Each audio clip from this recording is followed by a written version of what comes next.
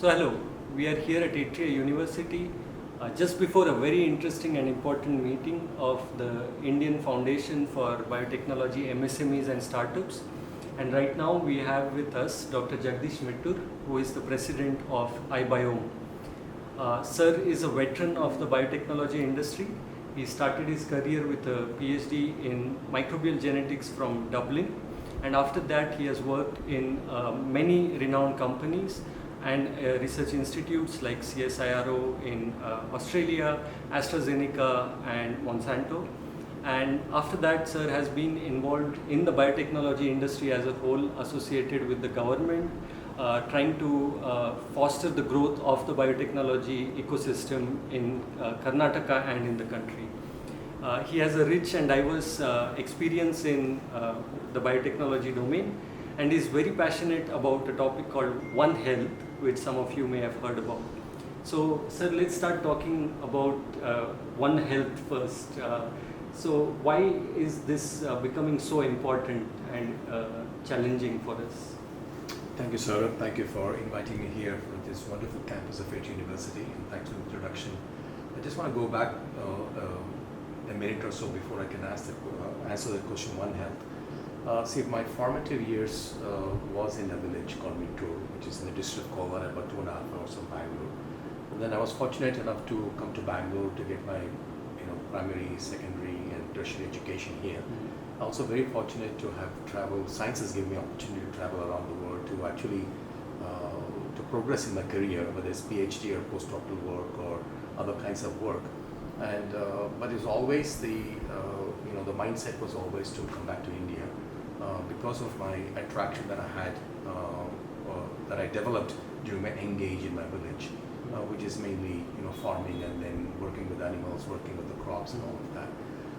Now that I'm back in India for nearly 26 years or so, I thought that I should really somehow get involved, apart from progress, putting efforts into to progress in my career, also see what I can do for the community in general.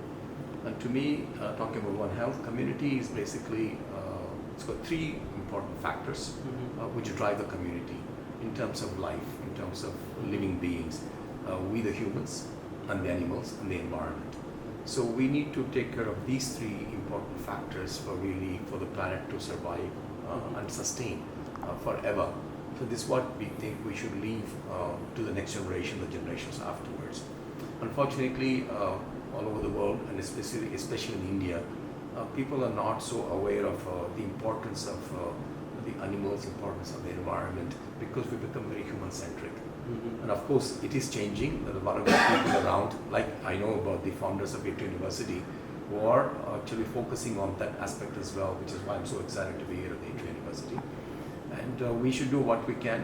It's only the coexistence of humans along with animals and birds and insects and all of that is what is going to drive the environment. The environment is going to give you back what it can for the progress of the society. So that's why I'm so keen on One Health. Okay, so it's going to be an integration of these different elements that you spoke about. Yes. As a scientist, I'm also curious about what are the scientific challenges in studying this topic of One Health or making progress in this. Scientific challenge would be understanding the interaction, whether it's a physical interaction or a molecular interaction, and other kinds of interactions that happen between emotional interaction that can happen between us, the humans, and the animals, and the environment. I think many times, like I said before, we are so human-centric, we become so self-centered, we seem to ignore those facts, those elements. So if we, you, I, everybody else can actually put in some efforts to make people sensitized, the humans sensitized about the importance of those two other elements, then I think we probably will better the environment and better the life for animals and so on. Right.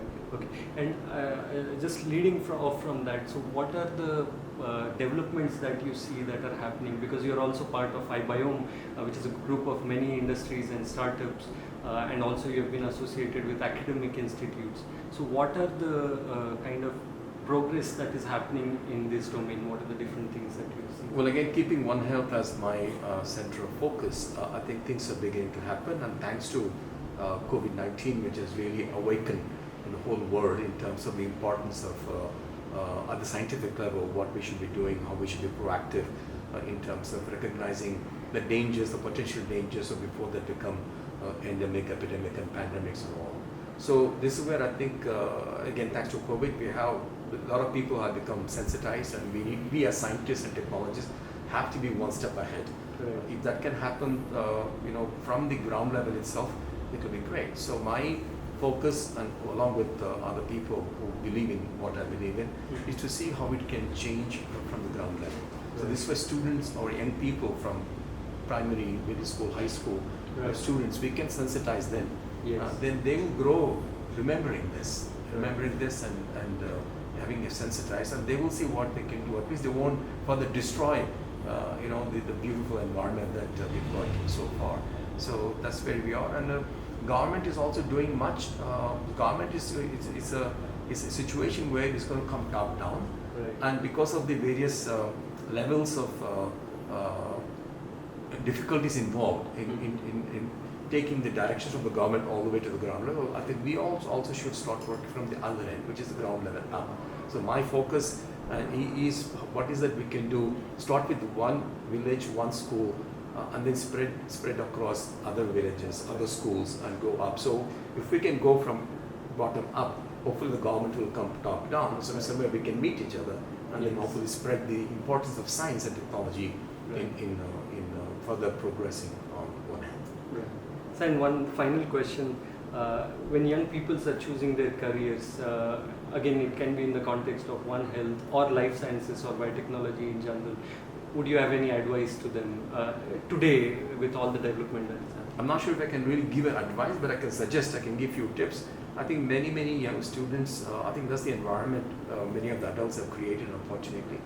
They only think of a job, okay, and then what money that can bring them to the job. Of course, money is important. We all need money to survive and to enjoy life. But the career should be in such a way that the young people should know, should become aware, with your help, with my help, with help from others, what are the challenges that we face in the society, in the state, in the country, in the continent per se. If they can understand the challenges that we have, then they will grow with those challenges, and they will see what is it they can. Then they will set a target. Or it could be cancer, it could be medicinal plants, it could be something else, soil health, environmental health. If we can sensitize them at the ground level itself for the students, then they will say, this is something that I want to do something about it. I want to find a cure to this particular disease. It could be genetic disorders and all that. But unfortunately, we don't spend enough time. We just spend time in getting them to study more and more, get them to pass exams, and unfortunately, the three letters at the end of your name seem to be the qualifying thing for people to progress. But again, I'm glad that having known a little bit about Atria University, I think their approach is different, the strategies are different, so I want to know more about exactly how they're doing it and how we can get involved with the Atria University. Great. Thank you so much, sir, for your time and sharing these experiences. Love to hear more from you in the future. Thank you so much.